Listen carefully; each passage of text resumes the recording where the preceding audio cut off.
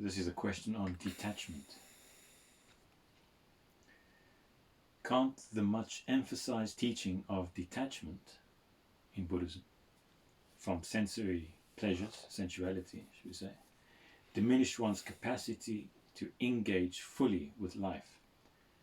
If one ceases to find value in sense experiences, couldn't this not lead to a lack of motivation or lack of emotional richness and simply depression? If you're not, if you don't have any passion anymore, well, then you got what? Depression. Well, not quite though. The depression is the lack of motivation, but not the lack of passion.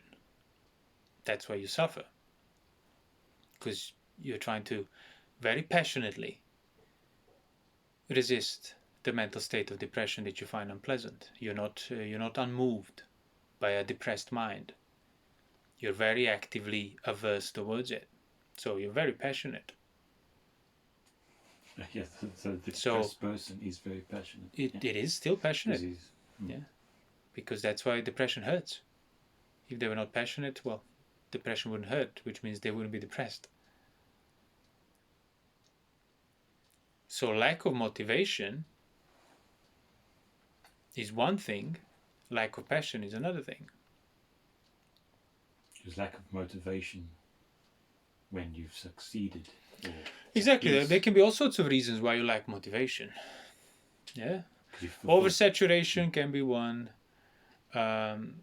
Depression, choosing the path of less resistance, that then leads to the depression, and inability to engage with any effort becomes like monumental task. Even the small efforts become unbearable. Like it's all just through choosing passionately path of less resistance for whatever reason. Maybe you were justified, maybe you were not, but that course of action takes in that direction.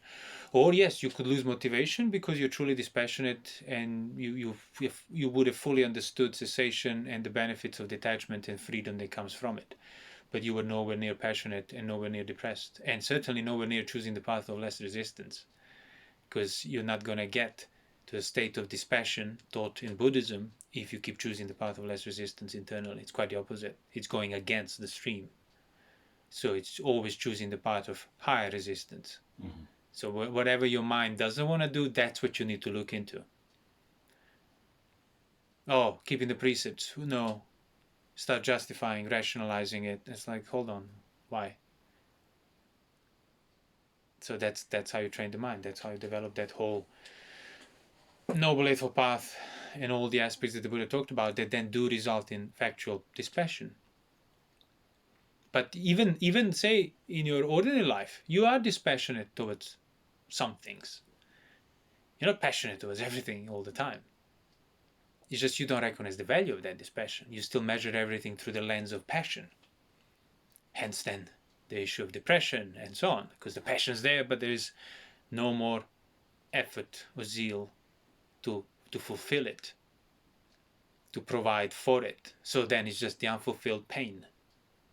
And so for the ordinary person, that idea of being detached and not emotionally charged is just that's scary. Life. Yeah, scary. Exactly. Well, that's a probably accurate observation, because it wouldn't be the life the way you know it.